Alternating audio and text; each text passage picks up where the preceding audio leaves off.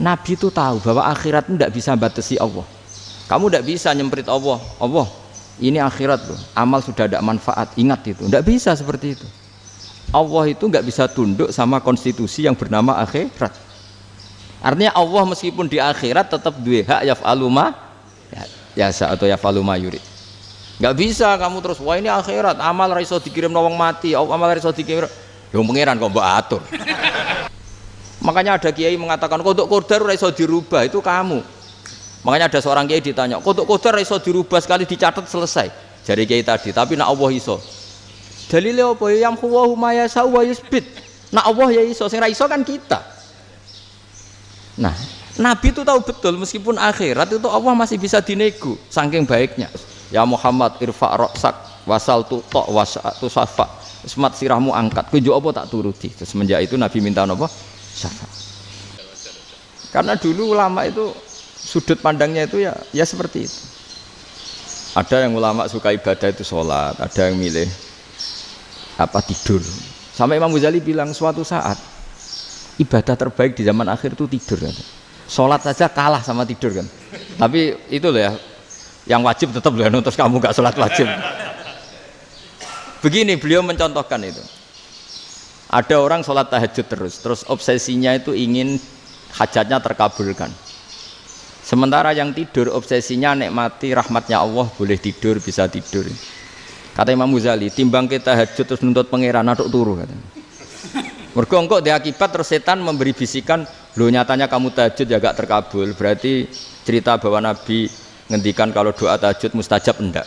Daripada ngono kan turu ora tau donga ngono. Timbang abri-abri Islam ya, timbang ngelek-ngelekin apa? Islam. Jadi ulama itu mulai dulu itu sudah berpikir. Banyak orang menjadikan tahajud salat malam itu media untuk hajatnya. Dan kalau gak kesampaian ini mutung. Nyalahkan kiainya ijazah ramandi. Macam. Daripada ngono ora usah apa? Tahajud wis turu wae. Dan jenis kayak ini tuh banyak. Makanya ulama kayak saya itu saya naik dewi itu ya jarak. Saya sering didolani muhibbin terus bilang Gus saya doakan gini-gini saya mau nyalon bupati atau saya gini. Saya bilang gak waduh orang dongo nak ramandi darani ulama dongane ramandi. Nak mandi kamu jadi bupati tetap nganggep karena beli. Sopo sing raro bupati saya gak beli. Ribet kan? Ketika mereka jadi ngunsurkan doa kamu apa karena kemarin beli? Yang beli maksudnya nggak beli nggak usah tersinggung. Jadi ribet ngadepin. Nggak artinya gini loh, doa itu jangan dipakai begitu loh. Kalau minta nasihat tak nasihati jadi bupati yang baik, gubernur yang kalau minta doa itu resikonya. Akhirnya kiai kalau diminta doa ya doa sebenarnya diisinya itu nggak doa kemenangan. Selamat. Itu nggak selamat gitu. Karena ribet. Makanya Islam itu doa itu setelah iman. Aturan iman benar baru doa. Aturan iman benar termasuk Allah itu yaf'alu ma yasha, boleh melakukan yang dikehendaki. Allah enggak boleh terdikte oleh doa kita, enggak boleh. Ya saya ulang lagi ya, mazhab Hasan Asyadzili ini khas kita. Jadi la ilaha illallah itu didahulukan sebelum istighfar. Tapi kebalikannya mazhab Imam Sanusi itu dibalik. La ilaha illallah itu kalimat yang sakral. Karena yang sakral dibutuhkan muqaddimah, yaitu yang melafadzkan harus yang sudah bersih, yang sudah steril baru melafadzkan la ilaha illallah. Maka dalam mazhab Sanusiyah istighfar dulu baru la ilaha illallah. Nah, cara mazhab Abu Hasan Asyadzili kebalikan, istighfar itu sah setelah sahnya tauhid. Kamu ikut mana tuh? Asyadzili apa Sanusiyah? Alhamdulillah sama-sama tidak paham ya sudah. Akhirnya sudah. Ya saya nggak kemana-mana kan. Gitu. Jadi apa ya? Terus ini saya teruskan ini biar khas pesantren atau khas NU lah. Kalau bahasa Pak Rektor khas NU. Ini Ben sampean tahu beberapa perbedaan itu lazim. Halaman 24. Ya halaman 24 sama 25. Tak baca ini masih orisinil. An Sufyan bin Uyainah ini juga gurunya Imam Syafi'i. Kata Sufyan bin Uyainah beliau cerita kana Isa wa Yahya alaihi wasallam ya'tiyanil qaryah fayas'alu Isa an syirari ahliha wa yas'alu Yahya an khiyari ahliha. Jadi Nabi Isa dan Nabi Yahya itu satu generasi, sama-sama masih muda. Kalau di satu kampung yang Nabi Yahya tanya, ini keluarga terbaik siapa? Saya mau nginap di situ karena kumpul orang baik itu nyaman. Kalau Nabi Isa kebalikan, keluarga terburuk mana ya? Saya tak di situ. Nah terus akhirnya faqala lahu Yahya, lima tanzilu ala syirarin nas. Kenapa kalau kamu bermalam kok malah kumpul orang-orang yang nakal? Innama ana tabibun udawil mardo. Saya ini nabi, para dokter. Di mana-mana dokter yang ngumpuli yang sakit, ngobati yang sakit. Makanya di NU itu ya banyak Kiai Jazab mengumpuli yang nakal-nakal. Nak tepak yang ngentas yang nakal, nak ora tepak ya katut. Ini adu nyali lah sudah gitu. Tapi itu ada ilmunya, yaitu niru Nabi siapa? Isa. Kalau kamu dokter penelitian tuh cari daerah yang banyak pandemi apa yang bersih? Yang banyak pandemi, karena yang namanya penelitian ya di situ kan. Kalau kamu dakwah ngentas kemiskinan, ke daerah miskin apa daerah kaya? Nah sama, kalau ngentas kefasikan ke daerah fasik apa daerah orang soleh? Fasik. Ya, tapi itu Nabi Isa. Nah kalau kamu tidak Nabi kan potensinya kan itu. Tapi setidaknya bahwa kita sering disalahkan karena punya beberapa tokoh yang ngancani fasik-fasik, itu sebenarnya ada dalilnya, yaitu Nabi siapa? Isa. Nah terus masalah tegas dan lunak. Ketika ada mahasiswa misalnya pacaran, boncengan lanang dan perempuan, itu pilihan kita apa? Kalau tegas, terus gak mau mendengar kita. Misalnya gini, contoh gampang, tak beri contoh Pak D. Jangan orang tua, nanti secara fikih itu beda. Nah ini kan kita orang pesantren, nah, biasa ngaji fikih detail. Kamu Pak D seorang perempuan, mahasiswi misalnya, sering pacaran. Setiap ke situ sama pacarnya kamu diam saja. Padahal kamu dosen keislaman. Mesti pamanaan kamu nyimpulkan, ternyata pacaran itu tidak apa-apa. Buktinya Pak D itu tidak negur, menengahi. Ini berarti as-sukut alal mungkar. Tapi kebalikannya, Pak D ini terkenal keras. Nak rono mesti ra diaku ponaan. Akhirnya yo ora rono. Mesti ngerti nak mesti diamuk. Nah, dua orang ini sama-sama gagal kan? Yang lunak menjadikan ponaannya pacaran terus karena enggak negur sehingga dikira membolehkan. Sing keras juga gak sempat bina wong rono era wani. Akhirnya dua orang ini sama-sama enggak ketemu, sama-sama enggak berkesempatan membina kan? Gagal membina kan? Karena yang keras ponaannya enggak pernah situ, berarti enggak bisa bina kan? Yang lunak membiarkan berarti juga ada bina. Nah, Islam itu antara dua itu. Ya agak terlalu lunak, enggak terlalu keras. Karena kalau terlalu keras, misalnya ada kiai terlalu keras, lu masyarakat mau tanya itu gimana? Lari kan?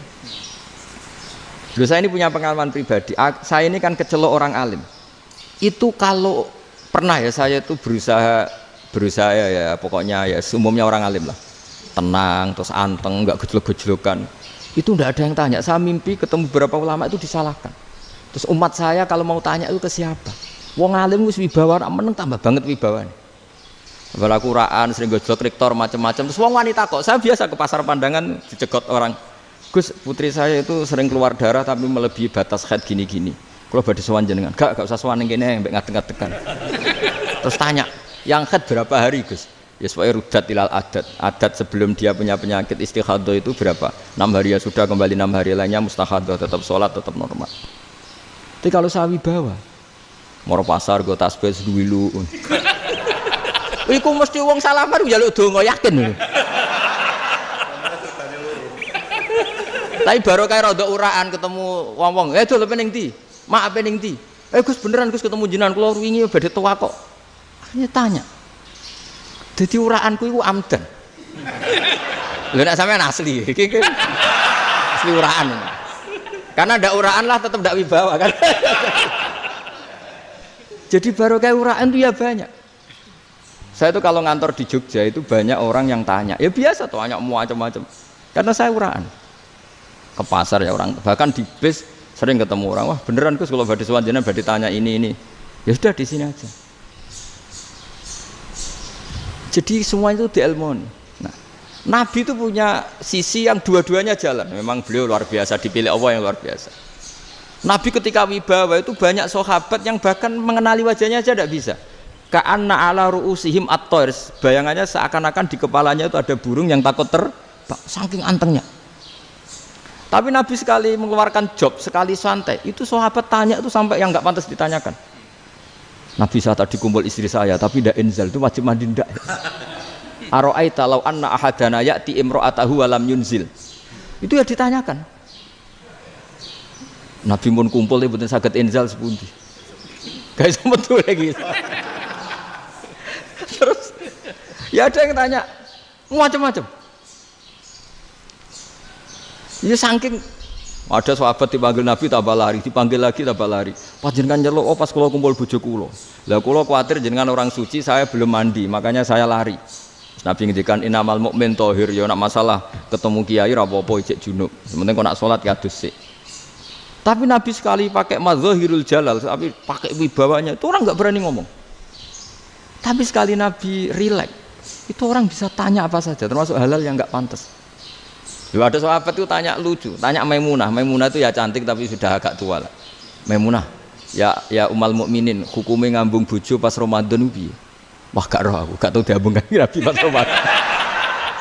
Tanya Saudah, wah malah orang arah diambung kalau Saudah itu kan wis tuwa itu.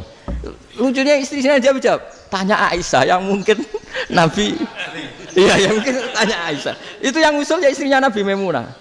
Selalu Aisyah, tanya be Aisyah. Ya Amirul ya umal mukminin gini-gini. Wah Aisyah yang cantik masih perawan kan.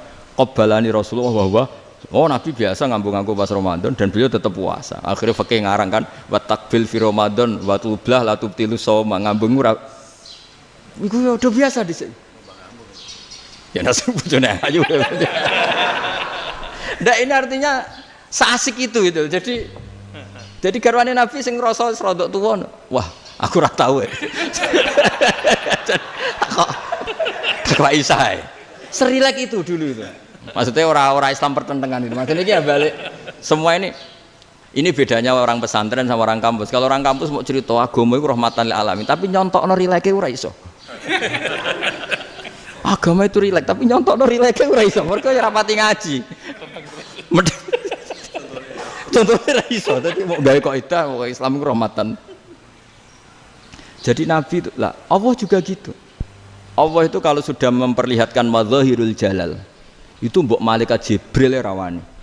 Ketika Allah dengan madzahirul jalal. Tapi kalau Allah dengan madzahirul jamal, madzahirul apa? Jamal. Iku yo gojol-gojol kan ambek makhluk gojol. Yo buli-bulian cara sakniki. Ya sampean delok ning hadis syafaat itu, akhiru man dakhalal jannah atau akhiru man kharaja minan nar itu di beberapa judul. Ada seorang rojul yang ahli neraka ya, dintas mbek pangeran terus didudono swarga. Gusti, swarga sengiler tok ora wong wayu roh, wis ngiler tok. Ngger njaluk Gusti mosok roh tok ora oleh mlebu. Jarimu asal mlebu metu kon neraka ora njaluk-njaluk meneh. Sumpah lho ya, gak njaluk apa-apa meneh. Mboten Gusti. Sekali saya keluar dari neraka ndak akan minta apa-apa lagi. Wis. Wallahi, wallahi. La as'alu ghairaha. Maksudnya ghaira khuslah, ghaira tilkal khuslah. Ya niku pokoke selain keluar dari neraka saya ndak akan minta lagi.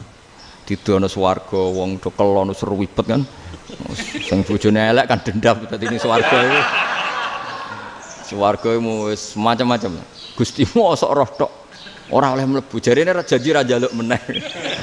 Akhire ya wis didelokno neraka. Jadi pangeran jawabe gampang didelokno neraka. Roh neraka begitu menyakitkan, begitu ngeri. Sudah Gusti saya ndak minta surga, sementing nggak masuk neraka. Rabbana srif anna adzaba jahannam. Setelah lama itu diadepno swarga njuk mlebu swarga, terus diadepno nang neraka. Akhirnya ya sudah. Saiki mlebu swarga gak apa-apa. Iku jawabe lucu. Atas taziu jenengan ngenyek kula. Wong karuan ra di swarga kok mlebu swarga. Terus akhirnya mlebu swarga, kan mlebu swarga tamanna, sangen-angen sing mbok jaluk apa? Barang angen-angen yang indah-indah, laka wa asratu amsal ya siku tak turuti wa asratu amsalih lan lipatan ke-10. Jawabe wong lanang ya lucu. Atas taziubi wa anta rabbul alamin. Jenengan pangeran kok ngenyekan. Maksudnya wis karuan aku ora pantes. Terus jare pangeran, la astaziubika walakinni alama asya'u qadir. Aku gak ngenyek kowe, pancen aku pangeran. Nuruti kowe iku iso. Jadi Allah sendiri ketika dengan madzahirul jamal itu malaikat ya ono sing wani bantah. Masyhur itu kan malaikat sing bantah pangeran ataj alufiya mayufsidu fiya wasfikut. Karena Allah dengan madzahirul jamal. Sing paling masyhur Nabi Musa. Nabi Musa itu ketika Nabi Mi'raj. Nabi Mi'raj itu beliau kira-kira di langit keempat lah yang masyhur atau kelima. Ngelangkai. Nabi Musa nangis, ya Rabbi ini apa-apaan? Orang sing ja'a ba'di kemudian melangkai makom saya ini apa-apaan? Dan Nabi Muhammad kan apapun hebatnya kan junior. Kok melangkai makom saya ini apa-apaan? Enggak fair. Sampai Nabi Muhammad itu tanya gini sama Jibril. Reaksi Allah gimana ketika melihat Musa seperti itu? Jawab malaikat Jibril lucu. Ya rohidatahu. Allah sapal gayane Musa. Biar. Jadi lucu. Ya dibiarin aja sama Allah. Tapi wong jenenge Nabi Musa itu kekasihnya Allah. Tetap berkah bagi kita. Betul. Ketika setelah Mi'raj diwajibkan sholat 50. Gentena Nabi Musa kelihatan nabinya. Sebenarnya Nabi Musa itu sebetulnya loh, enggak nguntungkan kita sebetulnya. Tapi yang nguntungkan. Sebenarnya enggak niat nguntungkan kita, tapi nguntungkan. Nabi Ibrahim kan di langit ke-6, keren lah. Konti jong ketemu Allah ngeten-ngeten kan sholat 50. Karena Nabi Ibrahim terkenal Nabi baik enggak bantah. Bareng Nabi Musa. Kenapa diceluk pangeran? Kula kan salat ping 50. Inna ummataka la tutiku dalik. Wah, gak kuat umatmu. Serai-rai gak umatmu ora ngarah kuat 50 rokaat. Tapi sebenarnya Nabi Musa itu niatnya bukan membela kita. Fa inna ummati la umatku sing gagah-gagah ra iso meneh umat. Berarti sebetulnya ya, itu masih pakai gengsinya gitu. Wes ngono-ngono lah sementing kita untung. Sebetulnya dia itu gak terima. Wong umat saya aja yang lebih kuat. Gak kuat apalagi umatmu. Lah terus sebutin irji ila rabbika fas'alhu takhfif. Itu berarti Allah dengan madzahirul jamal. Sudahlah, datang ke Allah minta keringanan. Allah itu baik.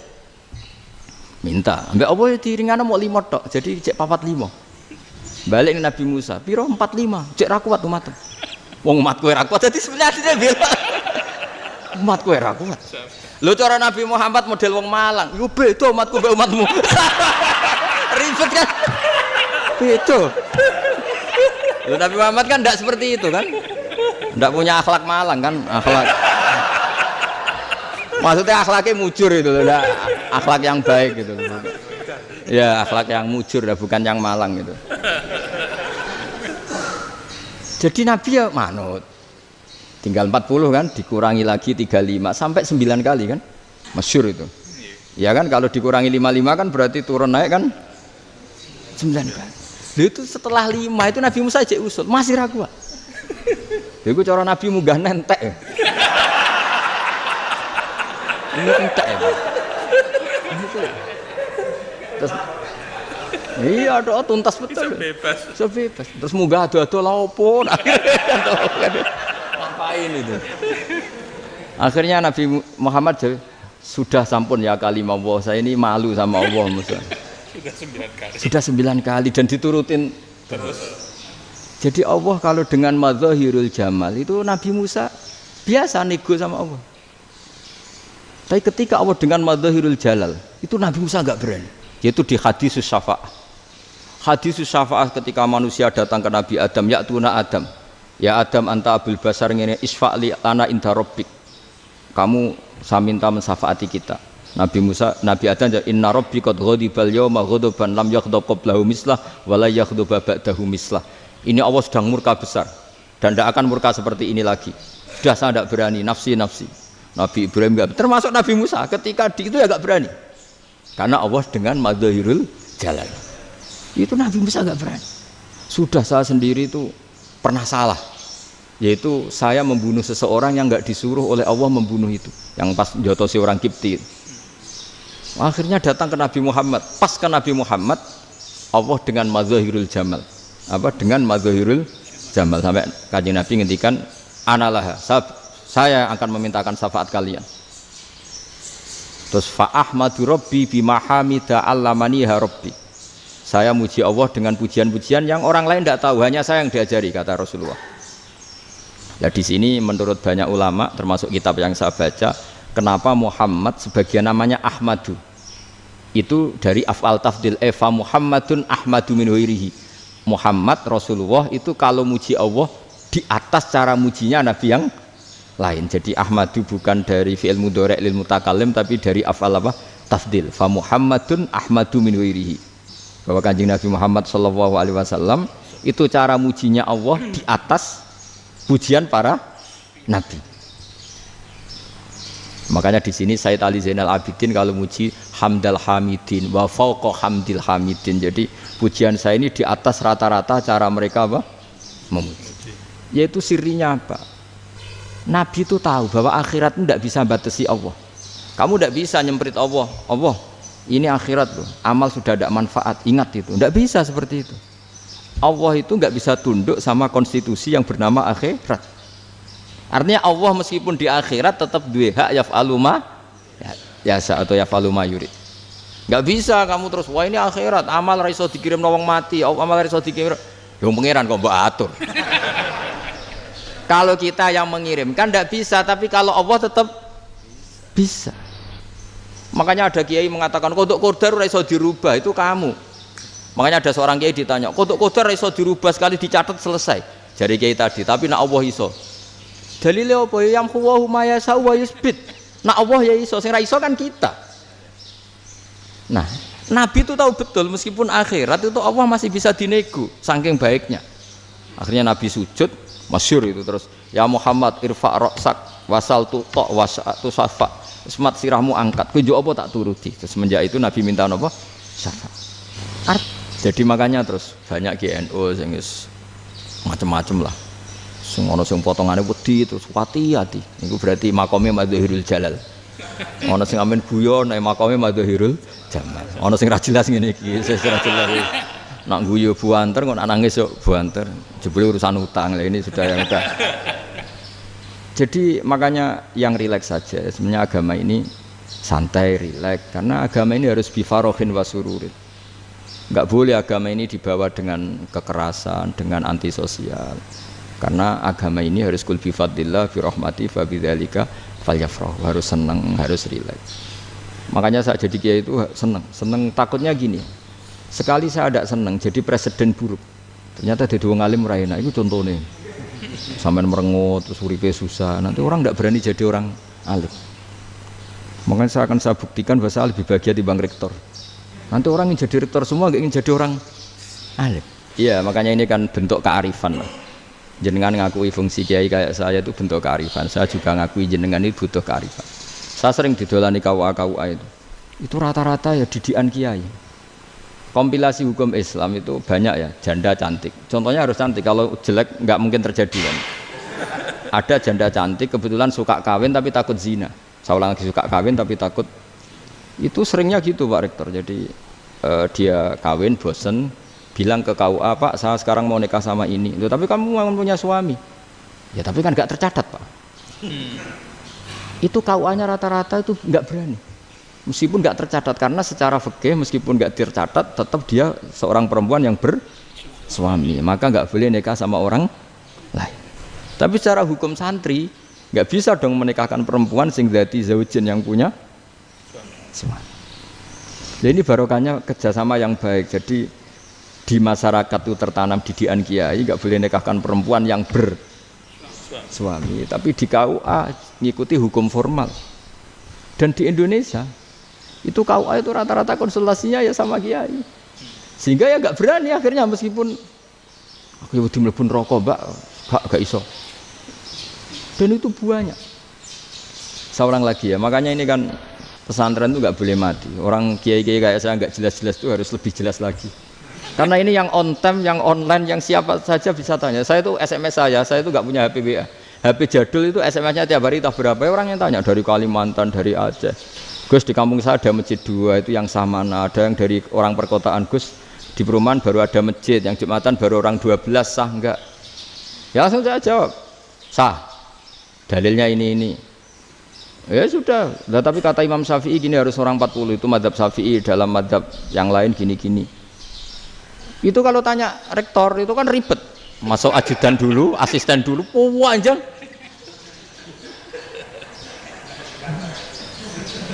Wah itu kan ribet kan. Manggil dosen dekan VAI dipanggil, dekan VAI nggak mau langsung jawab, cari dosen yang nekuni itu. Usul fikih saya nekuni itu baru seminar, nunggu dulu Mbak ini orangnya baru. Kok panjang kan? Bisa tutup Islam kalau kesuwen. Coba kalau tanya kiai kan enggak ketemu di jalan. Dulu Mbah Zubair kata Mbah Mun, saya termasuk santri yang diapresiasi Mbah Mun. Dhisik Mbah Zubair ya ngono, anak nong takok pesowan gak oleh. Gak takok ning kene. Jangan biasa ditanya orang ngadeg-adegan. Ya alhamdulillah ilmunya cukup, kalau gak cukup ya kok sik. Jadi sebetulnya orang sopan itu ya agak-agak ada yang ditutupi sebetulnya. Mboten prayogi teng dalan nginjang mawon matur. Ya sebetulnya ya sebenarnya memang ilmunya agak cukup gitu. Tapi itu sebenarnya secara fikih itu haram, menunda itu haram. Ya haram tuh, coba bayangkan ya, kalau tanyanya sekarang, Gus saya ini sudah keluar darah 1 bulan penuh, padahal normalnya hanya 6 hari. Saya nanti sholat enggak? Kalau nginjang mawon dugi kula, berarti kan hari ini belum ada keputusan. Sholat apa enggak kan? Tapi karena modus tadi, boten prayogi nggih ngendikan ngoten teng dalan nginjang tengen kula.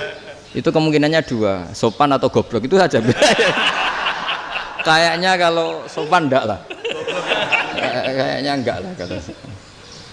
Karena secara fikih itu jelas haram. Bagaimana mungkin sesuatu yang harus dipraktekkan nanti duhur dijawab besok, berarti duhur, asar sampai subuh belum ada jawaban, berarti nggak ada sholat kan? Ya, makanya dibutuhkan orang-orang alim yang kultural seperti ini, dan NU menghormati kultural. Tapi Mbah Mun juga sangat menghormati Islam formal, karena tadi produk-produk formal itu bisa dilembagakan oleh negara, dan itu kita ikut untung. Makanya Mbah Mun itu kalau punya tamu KUA, punya tamu polisi sampai pejabat itu.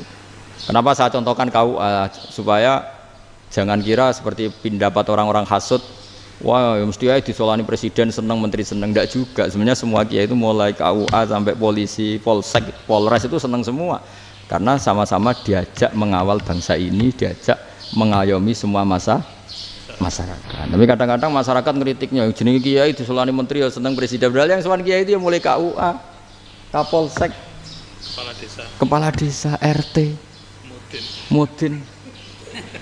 Itu mudin kalau tanya ya lucu-lucu. Gus kalau nate nyembelih pitik kemanian, pitik gue gede man. Akhirnya terus ngerti nak kemanian langsung tak sebelah meneh. Terusane ku sah ta ora. Ribet. Ya tak jawab, lah pitike pasti ku jek urip ta ora. Terus urip Gus. Wis sah cara madzhab Malik kerja urip.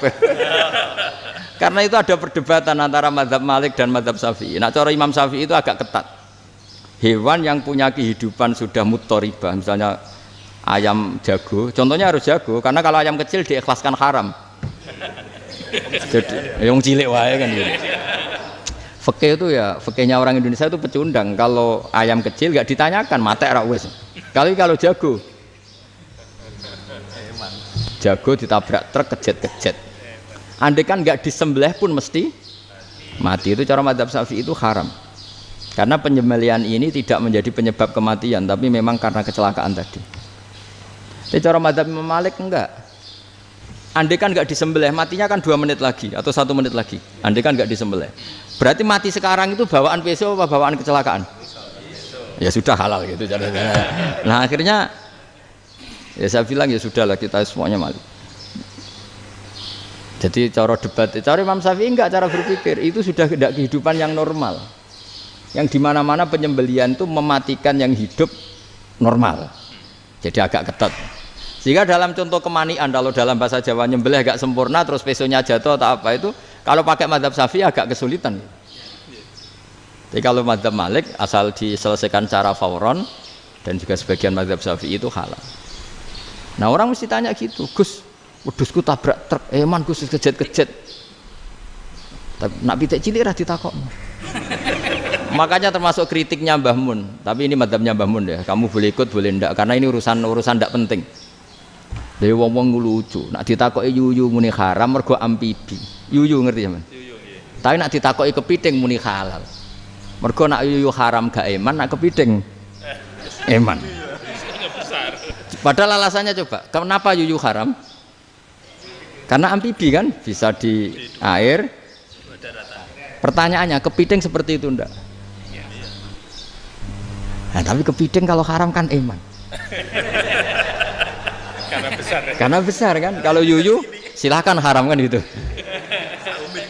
Artinya apa? Fikih kita ini agak-agak pecundang gitu, agak-agak pertimbangan. Iya, ini lucu kan? Kualitatif. Coba alasannya yuyu haram karena apa?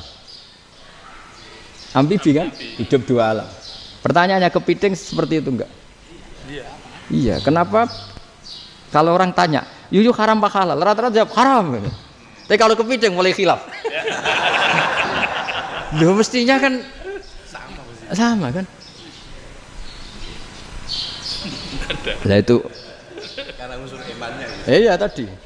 Saya juga sering melihat tonggo-tonggo itu. Ayam cuwilik sakmene ketabrak truk, enggak ada yang tanya. Tapi saya pernah jalan-jalan di Narukan sini. Ono jago ketabrak, sing duwe langsung marani kula pas saya naik motor. Gus ini halal apa haram?